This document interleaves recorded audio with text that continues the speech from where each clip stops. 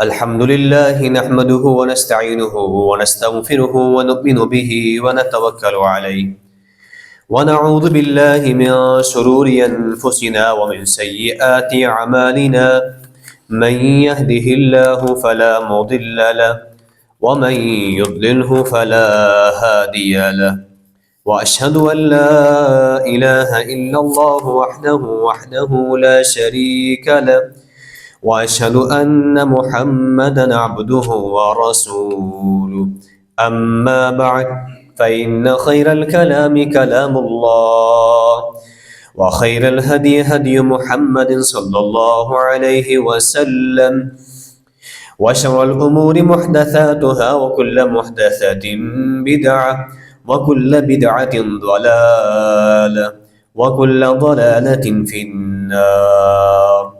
قال الله تبارك وتعالى في القرآن المجيد: أعوذ بالله السميع العليم من الشيطان الرجيم بسم الله الرحمن الرحيم. قل اللهم مالك الملك تؤتي الملك من تشاء وتنزع الملك ممن تشاء وتعز من تشاء وتذل من تشاء بيدك الخير إنك على كل شيء قدير. اللهم صل على محمد وعلى آل محمد كما صليت على إبراهيم وعلى آل إبراهيم إنك حميد مجيد. اللهم بارك على محمد وعلى آل محمد كما باركت على إبراهيم وعلى آل إبراهيم إنك حميد مجيد. رب اشرح لي صدري ويسر لي أمري واحلل عقدة من لساني يفقه قولي.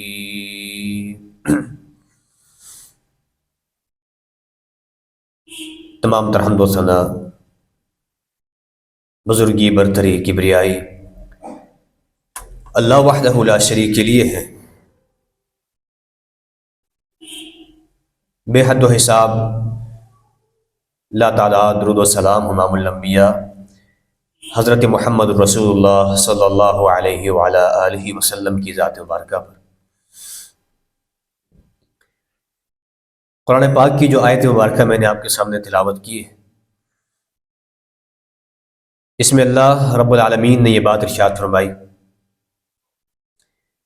کہ آپ کہہ دیجئے اے اللہ مالک الملک، جو بادشاہت کا مالک ہے،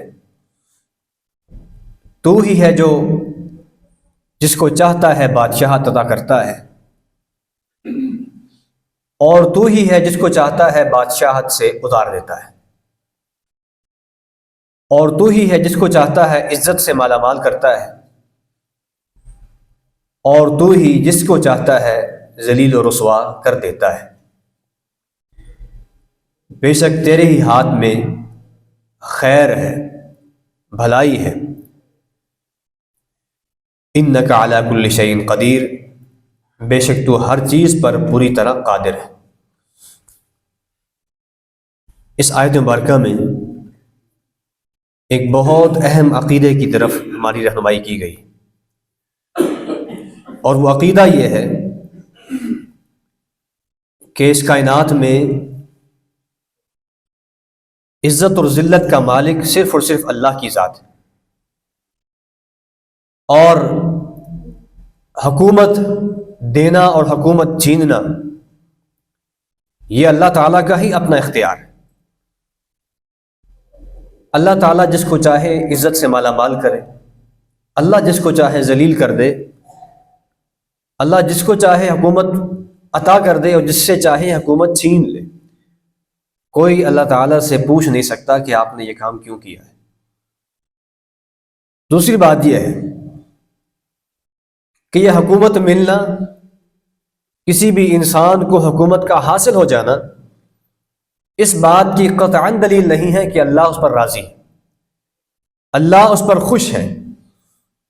جیسے اگر کسی انسان کے پاس بہت زیادہ دولت ہو تو یہ اس بات کی دلیل نہیں ہے کہ اللہ اس پر راضی ہے اور اللہ اس کو دولت سے نواز رہا ہے، مال کی فراوانی اس کو عطا کیے ہوئے، یہ اس بات کی دلیل نہیں، کیونکہ اللہ تعالیٰ نے تو قارون کو بھی دولت دی تھی، اللہ نے فرعون کو بادشاہت بھی دی تھی، بڑے بڑے دنیا کے اندر ظالم انسان آئے ہیں جن کو اللہ تعالیٰ نے بڑی بڑی سلطنتوں کا مالک بنایا ہوا تھا۔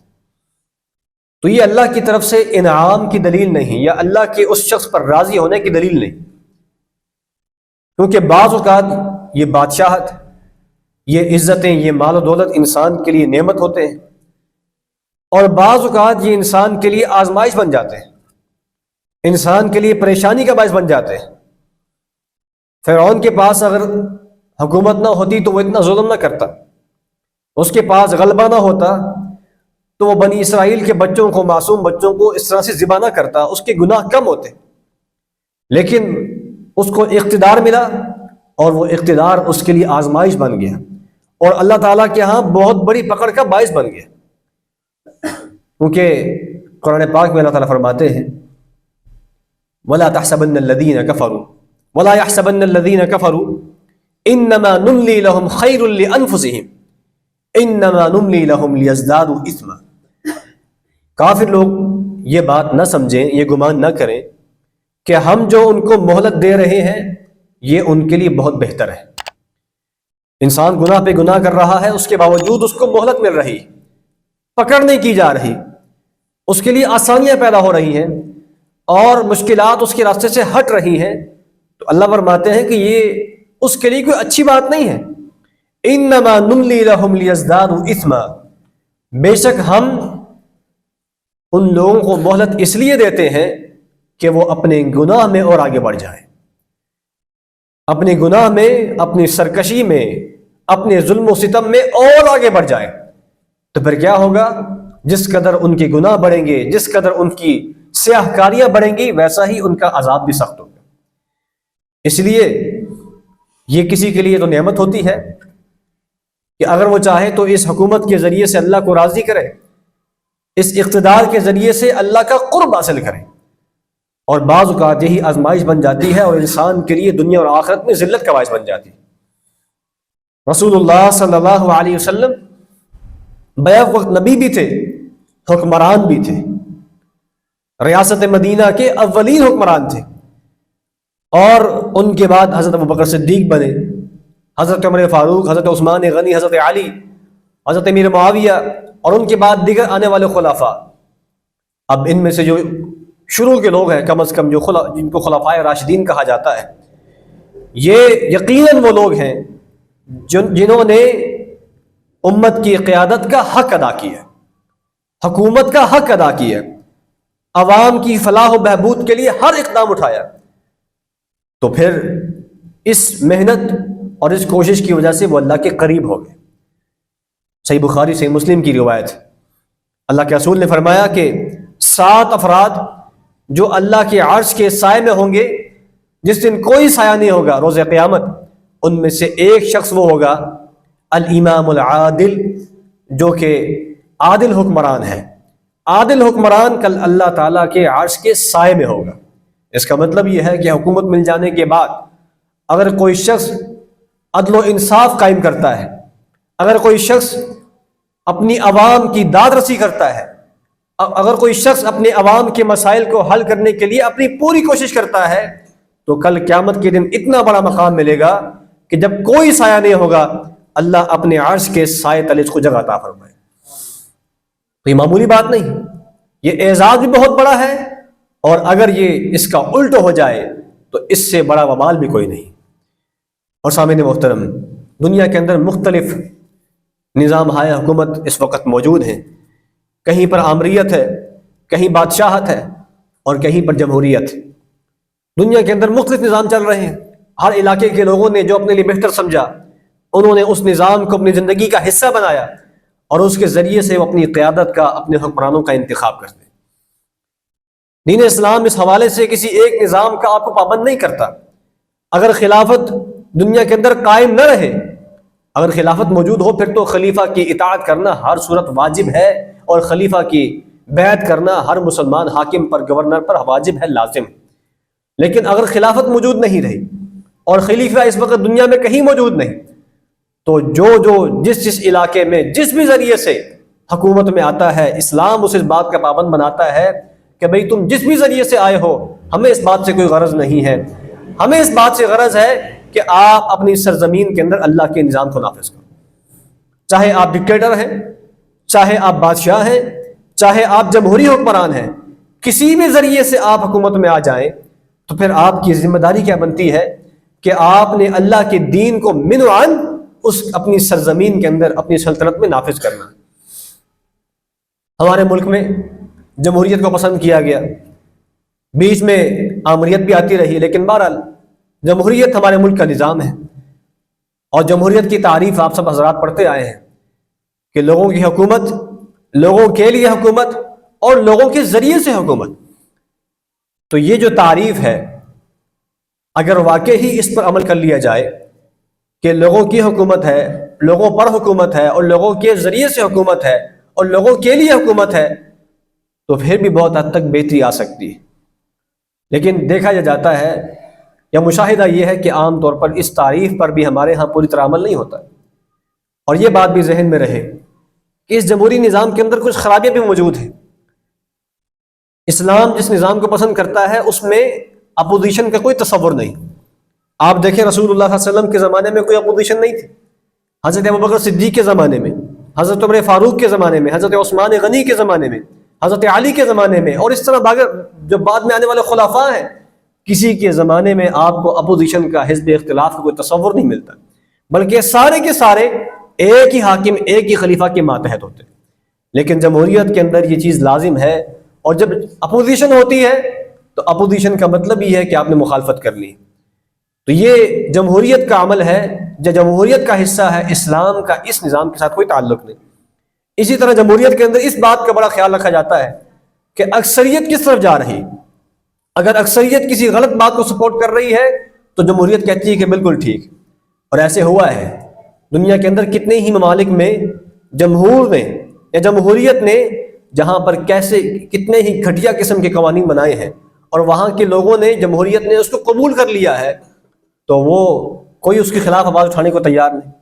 جیسے کتنے ہی ممالک ایسے ہیں جہاں پر ہم جنس پرستی کے قوانین بن چکے ہیں، وہاں کی اکثریت نے، پارلیمنٹ میں اکثریت نے اس کو جائز قرار دے دیا ہے، لیگل قرار دے دیا گیا ہے، تو پھر اب کوئی اس کے خلاف آواز اٹھانے کو تیار نہیں۔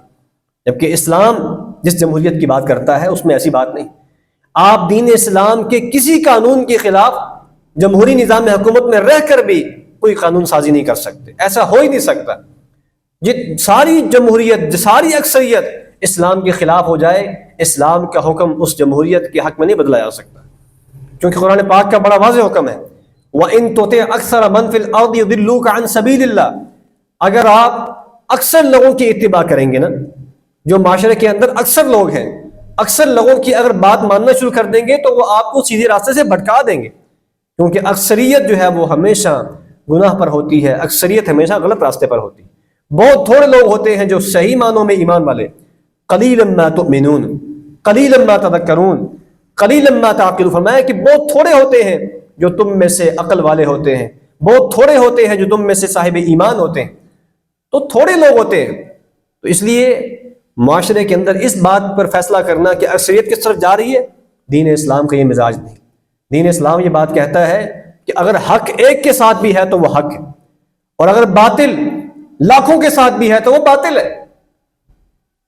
باطل کے ساتھ لوگوں کی کثرت کا ہونا باطل کو حق نہیں بنا دیتا، لیکن جمہوریت کے اندر یہ بات ہے کہ اگر باطل بات کے اوپر، کسی غلط بات کے اوپر اکثریت متفق ہو جائے تو بس وہ پھر قانون بن جاتا ہے۔ اسی طرح سامعین محترم، رسول اللہ صلی اللہ علیہ وسلم کا یہ فرمان بھی ہے، آپ نے فرمایا کہ تجدون الناس کابل مئۃ لا یجد الرجل فیہا راحلۃ، فرمایا کہ لوگوں کی مثال تو ایسے ہے جیسے کسی علاقے میں 100 اونٹ ہو، کسی علاقے میں 100 اونٹ ہو، اور ان 100 کے 100 اونٹوں میں سے ایک بھی اونٹ ایسا نہیں ہوتا جو لوگوں کی سواری کے کام آ سکے، ایک بھی اونٹ ایسا نہیں ہے جو لوگوں کی سواری کی کام آ سکے۔ مراد یہ ہے کہ ہزاروں لوگ ہوتے ہیں، کسی معاشرے کے اندر ہزاروں لوگ ہوتے ہیں، لیکن وہ ہزاروں لوگوں میں سے بھی چند لوگ ہوتے ہیں جو کسی کام کے ہوتے ہیں۔ دروازہ بند کر دے ذرا۔ چند لوگ ہوتے ہیں جو کسی کام کے ہوتے ہیں، باقی اکثریت آپ دیکھ لیں، اکثریت جو ہے وہ غلط راستے پر ہے، اکثریت جو ہے وہ غلط باتوں کو سپورٹ کر رہی ہوتی ہے۔ تو سامعین محترم، ایک اور چیز جو اس جمہوریت کے اندر بہت زیادہ ہے اور بہت ہمیں چبھتی ہے، وہ یہ ہے کہ آپ دیکھ لیں کہ اس کے اندر ایک دوسرے کے ساتھ لڑائی جھگڑا بہت زیادہ ہے، اور اسی طرح پیسے کا اسراف بہت زیادہ ہے، فضول خرچی بہت زیادہ ہے۔ ابھی آپ دیکھ لیجئے، ہمارے اس حلقے کی بات کر لیں، جیتنے والا ایک ہی ہوتا ہے لیکن ہارنے والے کتنے زیادہ ہیں۔ اور پھر یہ آپ دیکھ لیں کہ کتنا خرچہ کیا جا رہا ہے۔ ہمارے الیکشن ایکٹ 2017 میں یہ بات لکھی ہوئی ہے کہ قومی اسمبلی کا امیدوار 40 لاکھ سے زیادہ خرچ نہیں کر سکتا۔ تو کیا خیال ہے، 40 لاکھ خرچ ہوا ہے، کروڑوں روپیہ اس نام پہ خرچ کر دیا جاتا ہے۔ کس طرح سے قوم کے پیسے کو ضائع کیا جاتا ہے۔ اگر یہی پیسہ عوام کی فلاح و بہبود پہ خرچ کر دیا جائے کتنا فائدہ ہو سکتا ہے، لیکن اس طرف کسی کی سوچ نہیں۔ تو بہرحال جس بھی طریقے سے کوئی آ جائے، اب ہم نے کیا کرنا ہے، اس کے بارے میں دین اسلام کیا کہتا ہے، یہ بڑا اہم معاملہ ہے۔ قرآن پاک کے اندر اللہ تعالیٰ فرماتے ہیں سورہ نساء میں، یا ایھا الذین آمنوا اطیعوا اللہ واطیعوا الرسول واولی الامر منکم، اے ایمان والو اللہ کی اطاعت کرو، رسول کی اطاعت کرو، اور جو اولی الامر ہیں، جو حکمران ہیں، جو بادشاہ ہیں، ان کی اطاعت کرو۔ اب یہاں پر دو باتوں کے اوپر ہم بہت زور دیتے ہیں، اللہ کی اطاعت اور اللہ کے رسول کی اطاعت، اور جو تیسری بات ہے حکمرانوں کی اطاعت، اس پر ہمارے ہاں کوئی بات نہیں کرتا۔ یہ بات ذہن میں رہے کہ حکمران کی اطاعت بھی واجب ہے جائز معاملات کے اندر۔ جائز معاملات کے اندر حکمران کی اطاعت واجب ہے، کیونکہ وہ عوام کے مفاد میں ہوتی ہے۔ اگر ہر بندہ ہی مخالفت کرے، ہر بندہ ہی بات نہ، میں چھوٹی سی مثال آپ کو دیتا ہوں۔ حکمران نے ایک اصول بنا دیا ہے کہ جب ریڈ لائٹ ہوگی تو آپ نے کھڑے ہو جانا ہے۔ اب آپ پر یہ بات لازم ہے کہ وہاں پہ آپ کھڑے ہو جائیں۔ یہ حکمران کی جائز معاملے کے اندر اطاعت ہے۔ اگر آپ وہاں پہ خلاف ورزی کریں گے تو جہاں قانون کی خلاف ورزی ہوگی وہاں پر شریعت کے اس حکم کی بھی خلاف ورزی، کہ آپ کو حکمران نے کہا تھا، اصول بنایا تھا آپ کے لیے کہ آپ نے اس جگہ پہ کھڑے ہونا ہے، اور آپ وہ چھوڑ کے جا رہے ہیں، اشارہ توڑ کے جا رہے ہیں، اس سے نقصان ہو سکتا ہے۔ تو عوامی مفاد کا تقاضا یہ ہے کہ جائز معاملات کے اندر یا جو شریعت کے جو تقاضے ہیں ان معاملات کے اندر حکمران کی اطاعت کی جائے۔ ہاں، جن معاملات کے اندر حکمران اللہ تعالیٰ کے احکامات کی خلاف ورزی کر رہا ہو تو وہاں کسی بھی صورت میں حکمران کی اطاعت نہیں کی جا سکتی۔ رسول اللہ صلی اللہ علیہ وسلم کا بڑا واضح فرمان، لا طاعت لمخلوق فی معصیت الخالق، کہ اللہ تعالیٰ کی نافرمانی میں، خالق کی نافرمانی میں مخلوق کی اطاعت نہیں کی جا سکتی۔ اگر ہمارا حکمران ہمیں کسی ایسی بات کا حکم دیتا ہے جس میں اللہ کی نافرمانی ہو رہی ہے تو وہاں پر حکمران کی اطاعت کرنا واجب نہیں ہے۔ رسول اللہ صلی اللہ علیہ وسلم کے زمانہ میں ایک واقعہ پیش آیا، صحیح بخاری کی روایت ہے کہ رسول اللہ صلی اللہ علیہ وسلم نے چند صحابہ کرام کو ایک امیر لشکر بنا کر، ایک شخص کو ان پر امیر بنایا اور ان کی سربراہی میں ان کو روانہ کر دیا لشکر کے ساتھ جنگ کے لیے۔ اب جب وہ جنگ کے لیے گئے تو وہاں پر امیر صاحب جو ہیں ان کو کسی بات پر غصہ آ گیا۔ انہوں نے کہا کہ آپ ایسا کریں، تمام اپنے لشکر کے مجاہدین کو کہا کہ آپ لکڑیاں جمع کریں۔ لکڑیاں جمع کی گئیں، کہا کہ آگ لگائیں، آگ لگا دی گئی۔ اب انہوں نے کہا کہ آپ سب کو میں حکم دیتا ہوں، امیر صاحب نے کہا کہ میں آپ سب کو حکم دیتا ہوں کہ اس آگ کے اندر کود جائے۔ اب صحابہ کرام پریشان ہو گئے۔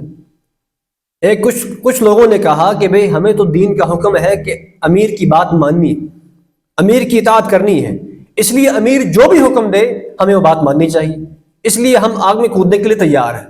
جبکہ بہت بڑی تعداد صحابہ کرام کی ایسی تھی جنہوں نے کہا کہ ایسے نہیں ہو سکتا، ہم نے اسی آگ سے بچنے کے لیے تو دین اسلام قبول کیا ہے، اور اسی آگ سے بچنے کے لیے ہم تو اللہ اس کے رسول کی بات ماننے کو تیار ہوئے ہیں، تو ہمیں یہ امیر صاحب اسی آگ میں کودنے کا حکم دے رہے ہیں، ایسے تو نہیں ہو سکتا۔ تو بہرحال اس اختلاف میں وہ امیر صاحب کا غصہ ٹھنڈا ہو گیا اور وہ مسئلہ ختم ہو گیا۔ جب یہ واپس آئے اللہ کے رسول کے پاس اور آ کر اللہ کے رسول کو یہ رودات بیان کہ اللہ کے رسول ہمارے ساتھ یہ واقعہ پیش آئے، تو اللہ کے رسول نے فرمایا اگر تم امیر کی بات مانتے ہوئے اس آگ میں داخل ہو جاتے تم کبھی بھی اس آگ سے باہر نہ نکل سکتے۔ مراد یہ ہے کہ تم جہنم میں چلے جاتے۔ کیا مطلب ہے؟ فرمایا کہ لا طاعت لمخلوق فی معصیت الخالق، خالق کی نافرمانی میں، کیونکہ یہ خالق کی نافرمانی ہے، اللہ نے کسی کو آگ میں ڈالنے کا اس طرح حکم نہیں دیا، بلکہ آگ سے تو بچانے کا حکم دیا ہے۔ تو خالق کی نافرمانی میں کسی مخلوق کی اطاعت نہیں کی جا سکتی، چاہے وہ کتنا ہی بڑا کیوں نہ۔ اس لیے سامعین محترم، حضرت عبادہ بن صامت رضی اللہ تعالیٰ اس حدیث کے راوی ہیں، صحیح بخاری صحیح مسلم کی روایت ہے کہ بایعنا رسول اللہ صلی اللہ علیہ وسلم علی السمع والطاعۃ فی العسر والیسر، فرمایا کہ ہم نے اللہ کے رسول صلی اللہ علیہ وسلم کی اس بات پر بیعت کی تھی کہ ہم ان کی بات کو سنیں گے اور ان کی اطاعت کریں گے، فی العسر والیسر، تنگی میں بھی اور آسانی میں بھی۔ یہ نہیں ہے کہ جب تنگی ہے تو حکمران کو چھوڑ دیا اور جب آسانی ہے تو اس کے ساتھ لگ پڑے، ایسے نہیں۔ تنگی ہے یا مشکل ہے، ہر حال میں ہم اس کی اطاعت کریں گے۔ والمنشط والمکرہ والاثرۃ علینا، فرمایا کہ اگر حکمران ہم پر دیگر لوگوں کو ترجیح دینا شروع کر دے تب بھی ہم اس کی کیا کریں گے، اطاعت کریں گے۔ یہ نہیں کہیں گے کہ آپ نے مجھے عہدہ نہیں دیا، آپ نے مجھے اپنے ساتھ شریک نہیں کیا اقتدار میں، تو میں آپ کی مخالفت کرتا ہوں، ایسے نہیں ہوگا۔ فرمایا ہم نے اس بات پر بیعت کی تھی وَأَلَّا نُنَازِعَ الْأَمْرَ أَهْلَهُ، فرمایا کہ ہم حکمرانوں کے ساتھ جھگڑا نہیں کریں گے۔ وَأَن نَقُولَ الْحَقَّ حَيْثُ مَا كُنَّا، ہم نے اس بات پر بھی بیعت کی تھی کہ ہم حق بات کہیں گے جہاں کہیں ہم چلے۔ ہم نے بات حق کہنی ہے، درست بات کہنی ہے، جو ثواب بات ہے، جو ٹھیک بات ہے وہ بات کہنی ہے، لیکن حکمران کی بیعت نہیں توڑنی، بات اس تک پہنچا دینی ہے کہ آپ یہاں پہ غلطی کر رہے ہیں۔ اور اسی طرح وَلَا نَخَافُ فِي اللَّهِ لَوْمَةَ لَائِمٍ، ہم نے اس بات پر بھی اللہ کے رسول کی بیعت کی تھی کہ ہم اللہ کے بارے میں کسی ملامت کرنے والے کی ملامت کی پرواہ نہیں کریں گے۔ جب اللہ کی حدود کو توڑنے کی باری آئے گی، جب اللہ کے قوانین کے خلاف قوانین بننے کی بات آئے گی، تو وہاں پر ہم اپنی زبان کھولیں گے، وہاں پر ہم بات کریں گے۔ اور ایسا ہوا ہے۔ حضرت عمر بن خطاب رضی اللہ عنہ کے زمانہ میں آپ نے یہ آرڈر جاری کر دیا، حضرت عمر نے یہ آرڈر جاری کر دیا کہ آئندہ کے بعد سے میری ریاست میں، میری خلافت میں جتنا بھی علاقہ آتا ہے وہاں پر کوئی بھی شخص 500 درہم سے بڑھ کر حق مہر نہیں دے سکتا۔ قانون بن گیا، فرمایا کہ 500 درہم سے بڑھ کر کوئی حق مہر کسی کو نہیں دے سکتا۔ اب لوگ اس بات پر پابند ہو گئے۔ ایک عورت آئی جس کا نام ام یعقوب تھا، اس نے آ کر حضرت عمر بن خطاب رضی اللہ عنہ کو پکڑ لیا، کہا کہ اے عمر، آپ نے کیسا فیصلہ کیا ہے، یہ آپ نے کیسی بات کی ہے؟ قرآن پاک میں تو اللہ تعالیٰ فرماتے ہیں وَإِنْ آتَيْتُمْ إِحْدَاهُنَّ قِنْطَارًا فَلَا تَأْخُذُوا مِنْهُ شَيْئًا، اگر کوئی خاوند اپنی بیوی کو خزانہ بھی دے دے تب بھی تم ان سے وہ واپس نہ لو۔ تو فرمایا کہ اللہ تعالیٰ تو خزانہ دینے کی بات کر رہے ہیں اور آپ 500 درہم کی قید لگا رہے ہیں، آپ نے 500 درہم تک حق مہر کو محدود کر دیا ہے، یہ تو قرآن پاک کے حکم کی خلاف ورزی ہے۔ تو حضرت عمر نے آگے سے یہ نہیں کہا کہ میں تو عمر ہوں، میں تو امیر المؤمنین ہوں، میں تم سے زیادہ جانتا ہوں، نہیں، فرمایا کہ بالکل تم نے درست کہا ہے، تمہاری بات بالکل درست ہے، اور اللہ کا شکر ادا کیا، اللہ تیرا شکر ہے کہ میری ریاست میں ایسے عورتیں بھی موجود ہیں جو عمر کی غلطی پر اس کی اصلاح کر سکتی۔ اس لیے حکمران کی غلطی پر اس کی اصلاح ہونی چاہیے، اس کی اصلاح کرنا یہ عوام کی ذمہ داری ہے، علماء کی ذمہ داری ہے، اس کو حق بات پہنچانا یہ علماء کی اور عوام کی ذمہ داری ہے، لیکن ہم اس کے خلاف خروج نہیں کر سکتے، اس کے خلاف تلوار لے کے نہیں نکل سکتے۔ یہ نہیں ہے کہ جہاں پر میری مرضی، مجھے اس کی بات سمجھ نہیں آ رہی تو میں تلوار اٹھا کے یا بندوق اٹھا کے اس کے خلاف خروج کر لوں، جیسے پاکستان میں کچھ لوگوں نے کیا، یہ قطعاً شریعت کے مطابق نہیں۔ اسی طرح سامعین محترم، رسول اللہ صلی اللہ علیہ وسلم نے یہ بات ارشاد فرمائی من اطاعنی فقد اطاع اللہ، جس شخص نے میری اطاعت کی اس نے اللہ کی اطاعت کی، ومن یعصنی فقد عصى اللہ، جس نے میری نافرمانی کی اس نے اللہ کی نافرمانی کی، ومن یطع الامیر فقد اطاعنی، جس کسی نے امیر کی، حاکم وقت کی اطاعت کی اس نے میری اطاعت کی، ومن یعص الامیر فقد عصانی، اور جس نے امیر کی، حاکم وقت کی نافرمانی کی اس نے میری نافرمانی کی۔ کیا مطلب ہے؟ بات وہی ہے کہ جو جائز امور ہیں، جو حلال امور ہیں، جو شریعت کی مخالف نہیں ہے، شریعت کے اصولوں کے خلاف نہیں ہے، ان معاملات کے اندر حاکم وقت کی اطاعت کرنا واجب ہے، چاہے وہ آپ کی پارٹی کا ہے یا نہیں، چاہے وہ آپ کی سوچ اس سے ملتی ہے کہ نہیں ملتی، اس لیے آپ نے اس کے ساتھ چلنا ہے۔ اب جیسے بھی طریقے سے وہ آ گیا ہے آپ نے اس کے ساتھ چلنا ہے، تعاون کرنا ہے۔ قرآن پاک کے اندر یہ بڑی زبردست آیت ہے، ہر مسئلے کے اندر ہمارے کام آ سکتی ہے۔ وَتَعَاوَنُوا عَلَى الْبِرِّ وَالتَّقْوَى وَلَا تَعَاوَنُوا عَلَى الْإِثْمِ وَالْعُدْوَانِ، فرمایا کہ لوگوں نیکی اور پرہیزگاری کے کاموں میں ایک دوسرے کے ساتھ تعاون کرو، جو خیر کا کام ہو رہا ہے، جو اچھا کام ہو رہا ہے اس میں ایک دوسرے کے ساتھ تعاون کرو، اور برائی اور زیادتی اور ظلم کے کاموں میں ایک دوسرے کے ساتھ تعاون نہ کرو۔ کیا مطلب ہے اس کا؟ کہ اگر کوئی حکمران اچھا کام کر رہا ہے تو چاہے وہ میری پارٹی کا نہیں ہے، چاہے میری سوچ اس کے ساتھ نہیں ملتی ہے، چاہے میں نے اس کو ووٹ نہیں دیا ہے، لیکن اس کے اچھے کام کی تحسین ہونی چاہیے، چاہے اس کے اچھے کام کی تحسین ہونی چاہیے۔ اور اگر کوئی حکمران غلط کام کر رہا ہے اور میں اس کی پارٹی کا بھی ہوں، میں نے اس کو ووٹ بھی دیا ہے، تو مجھے اس کے کام سے نفرت کا اظہار کرنا چاہیے، اس کے کام پر اس کو ٹوکنا چاہیے۔ ہمارے ہاں ہوتا کیا ہے کہ اگر کوئی مخالف ہے تو اس کے اچھے کام کی بھی تحسین نہیں کی جاتی، اچھے کام پر بھی تنقید کی جاتی ہے، اور اگر کوئی ہمارا حامی حکمران بن چکا ہے تو اس کے جتنے مرضی غلط کام ہو ہم نے اس کی ہمیشہ تحسین ہی کرنی ہوتی ہے۔ یہ بات ٹھیک نہیں، اچھے کاموں کی تحسین کی جائے اور برے کاموں پر تنقید کی جائے اصلاح کی نیت سے، تنقید برائے تنقید نہیں بلکہ اصلاح کی نیت سے تنقید کی جائے۔ اور رسول اللہ صلی اللہ علیہ وسلم نے یہ بات بھی ارشاد فرمائی، آپ نے فرمایا کہ من اراد ان ینصح لذی سلطان، فرمایا کہ جس کسی کا یہ ارادہ ہو کہ وہ سلطان بادشاہ کی اس کی خیر خواہی کرنا چاہتا ہے، اس کو کوئی اچھی بات بتانا چاہتا ہے، اس کی اصلاح کرنا چاہتا ہے، تو کیا کرے؟ فرمایا فلا یبدی لہ علانیۃ ولکن لیأخذہ بیدہ، فرمایا کہ علی الاعلان وہ اس کی اصلاح نہ کرے، علی الاعلان اس کی وہ اصلاح نہ کرے۔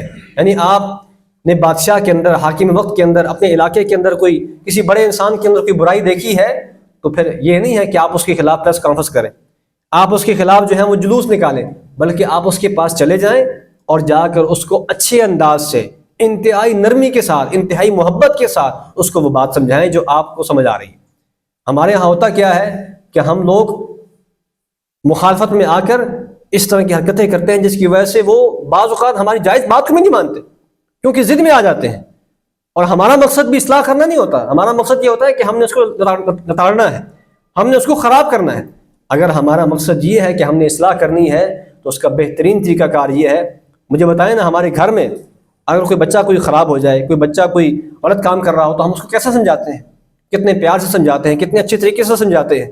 اگر ہم محلے کے اندر شور ڈال دیں کہ میرا بچہ ایسے کام کر رہا ہے تو کیا خیال ہے، بدنامی نہیں ہوگی؟ ایسے بچہ خراب ہو جائے گا، ایسے بچہ اور خراب ہو جائے گا۔ اگر بچے کا یہ معاملہ ہے تو حکمران کی تو خراب ہونے کا خدشہ اور بڑھ جاتا ہے۔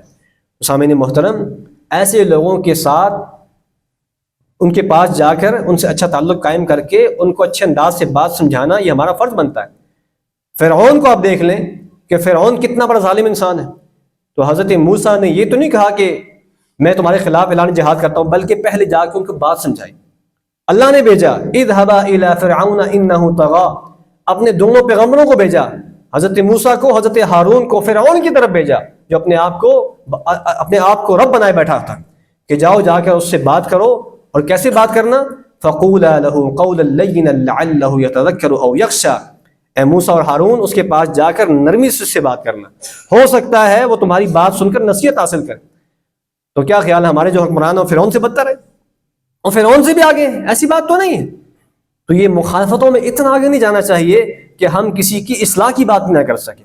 تو فرمایا کہ فَإِن قَبِلَ مِنْهُ ذَاكَ، میں نے جا کے حکمران کو بات بتائی، اصلاح کی بات بتائی، اگر اس نے قبول کر لی تو بہت اچھی بات۔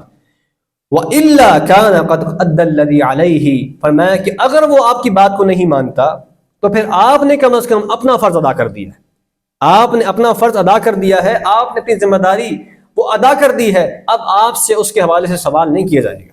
اب اگر وہ غلط کام کرتا ہے تو اس کا جرمانہ، اس کی سزا اسی کے اوپر ہے۔ اسی طرح سامعین محترم، رسول اللہ صلی اللہ علیہ وسلم کا یہ فرمان بھی ہے، من اہان سلطان اللہ فی الارض اہانہ اللہ، جو کوئی کسی حاکم وقت کی ذلیل کرتا ہے، اس کو رسوا کرنے کی کوشش کرتا ہے، اللہ اس کو رسوا کر دیتا ہے۔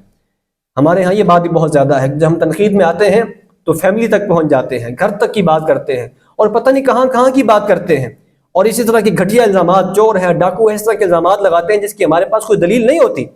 یہ کوئی اصلاح کا انداز نہیں، یہ کوئی اصلاح کا انداز نہیں ہے۔ اگر آپ نے اصلاح کرنی ہے تو وہی طریقہ ہے جو میں پہلے عرض کر چکا ہوں کہ اچھے انداز سے، اصلاح والے انداز سے، خیر کے طریقے کے ساتھ، بڑی محبت اور نرمی کے ساتھ اس کو سمجھائیں، ہو سکتا ہے کہ وہ آپ کی بات کو مان کر ٹھیک طرف آ جائے۔ حضرت امام احمد بن حنبل رحمہ اللہ تعالیٰ فرمایا کرتے تھے، یہ بڑی زبردست بات ہے کہ ہمارے ہاں تو حکمران کے لیے دعا کرنا، اگر کوئی شخص کسی حکمران کے لیے دعا کرے، اللہ اس کو ہدایت دے دے، اللہ اس کو سمجھ دے دے، تو لوگ اس کو برا سمجھتے ہیں، لوگ یہ کہتے ہیں کہ یہ تو درباری ہے، یہ فلاں ہے، یہ فلاں ہے، اس طرح کے الزامات لگاتے ہیں، جبکہ یہ بہت اہم بات ہے۔ اللہ تعالیٰ آپ کو لے کے جائے عمرہ کے لیے، حج کے لیے، اللہ تعالیٰ ہم سب کو لے کے جائے، وہاں پہ آپ دیکھیں گے وہاں پہ جتنے بھی ائمہ حرمین ہیں جو بیت اللہ کے اندر خطبہ دیتے ہیں، جمعے کے خطبہ دیتے ہیں یا عام جو نمازیں پڑھاتے ہیں مسجد نبوی کے اندر، آپ نے دیکھا ہوگا کہ ہمیشہ وہ اپنے خطبے کے آخر میں اپنے حکمرانوں کے لیے دعا کرتے ہیں. ہمیشہ کوئی بھی خطبہ آپ ان کا اٹھا کے دیکھ لیں، ہمیشہ وہ اپنے خطبے کے آخر میں اپنے حکمرانوں کے لیے دعا کرتے ہیں کہ اللہ ان کو ہدایت دے دے، اے اللہ ان کو سمجھ دے دے، اے اللہ ان کو اچھے کاموں کی توفیق دے دے. اس طرح کی دعائیں کرتے ہیں. کیا وجہ ہے؟ اس کی وجہ یہ ہے کہ اگر ایک بھی دعا اللہ کے ہاں قبول ہوگی اور اس کو ہدایت مل گئی تو اس کا فائدہ کس کو ہوگا؟ ساری عوام کو اس کا فائدہ ہوگا. لیکن ہم دعا بھی نہیں کرتے. حضرت امام احمد فرمایا کرتے تھے اگر مجھے پتہ چل جائے کہ میری ایک ہی دعا ایسی ہے جو اللہ نے قبول کرنی ہے تو میں اس دعا میں اللہ سے کیا مانگوں گا؟ میں اس دعا میں اللہ سے یہ مانگوں گا، اللہ ہمارا جو خلیفہ ہے، ہمارا جو حاکم ہے، اس کو ہدایت دے دے، اس کو ہدایت دے دے. کیوں؟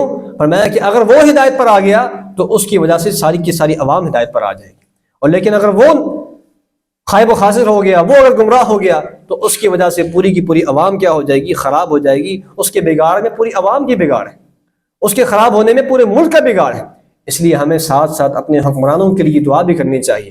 اے اللہ تو ان کو ہدایت دے دے، اے اللہ ان کو سمجھ دے دے، ان کے اندر صلاحیت پیدا کر دے کہ یہ عوام کی خدمت کر سکے، عوام کے لیے بھلائی کے فیصلے کر سکیں، عوام کی بہتری کے فیصلے کر سکیں، نہ کہ ہم خالی بد دعائیں دیں یا خالی ہم ان کے لیے برے الفاظ کہیں. تو سامعین محترم، رسول اللہ صلی اللہ علیہ وسلم کا یہ فرمان بڑا واضح ہے. آپ نے فرمایا کہ الدین النصیحہ. لوگوں یاد رکھو، دین خیر خواہی کا نام ہے. ہمارا جو دین ہے اس کی شروع سے لے کر اے سے لے کر زیڈ تک جتنی بھی تعلیمات کو آپ پڑھ لیں اس کے اندر یہی بات ہے کہ خیر خواہی کرنی، ہر کسی کی خیر خواہی کرنی. تو صحابہ نے عرض کیا اللہ کے رسول لمن یا رسول اللہ، اے اللہ کے رسول ہم نے کس کی خیر خواہی کرنی ہے؟ تو آپ نے فرمایا کہ للہ ولکتابہ ولرسولہ ولائمۃ المسلمین وعامتہم. فرمایا کہ خیر خواہی سب سے پہلے اللہ کی خیر خواہی کرنی ہے. اور اللہ کے ساتھ خیر خواہی کیا ہے؟ اللہ کی توحید کو ماننا، اللہ کی ذات کو ماننا، اللہ تعالیٰ کی جو طاقتیں ہیں، جو اللہ کی صفات ہیں ان کو ماننا. اور پھر ولی کتاب ہی، اس کی جو کتاب ہے، اللہ کی کتاب ہے، اس کی خیر خواہی کرنا، یعنی اس کتاب پر عمل پیرا ہونا، اس کتاب کی قرات کرنا، اس کو پڑھنا، اس میں غور و فکر کرنا. اور پھر ولی رسول ہی، اس کے رسول کے ساتھ خیر خواہی کرنا، یعنی اس کے رسول کی باتوں کو ماننا، ان کی اطاعت کرنا، ان کی احادیث کو لوگوں تک پہنچانا، ان کی دعوت کو آگے پھیلانا، یہ رسول کے ساتھ خیر خواہی ہے. پھر آپ نے فرمایا ولی ائمۃ المسلمین، مسلمانوں کے حکمرانوں کے ساتھ خیر خواہی، مسلمانوں کے جو حکمران ہیں ان کے ساتھ خیر خواہی کرنا. اور یہ خیر خواہی کیا ہے؟ وہی میں نے آپ کو بتائی ہے کہ ان کی اصلاح کی کوشش کرنا، ان کے لیے دعائیں کرنا، ان تک اچھی باتیں پہنچانا، اور ان کو عوام کے مسائل اچھے پیرائے میں اچھے انداز سے ان تک پہنچانا، اور فضول قسم کی تنقید سے اور فضول قسم کی باتوں سے، الزامات سے گریز کرنا. یہ جو حکمران ہیں ان کے ساتھ خیر خواہی میں آتا ہے.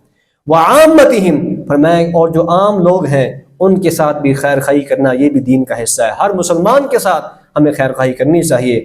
اللہ تعالیٰ سے دعا ہے کہ اللہ تعالیٰ ہمیں ایسے حکمران عطا فرمائے جو اس ملک کے لیے بہتر ثابت ہوں، جو اس ملک کی عوام پر رحم کریں، جو اس ملک کے مسائل کو حل کرنے میں سنجیدہ ہوں، مخلص ہوں، اور اللہ تعالیٰ ان کو توفیق بھی عطا فرما دے. اللہ ہمارے ملک کے تمام مسائل کو حل فرما دے، اس ملک کی عوام کی جو پریشانیاں ہیں وہ دور فرما دے. وآخر دعوانا ان الحمد للہ رب العالمین.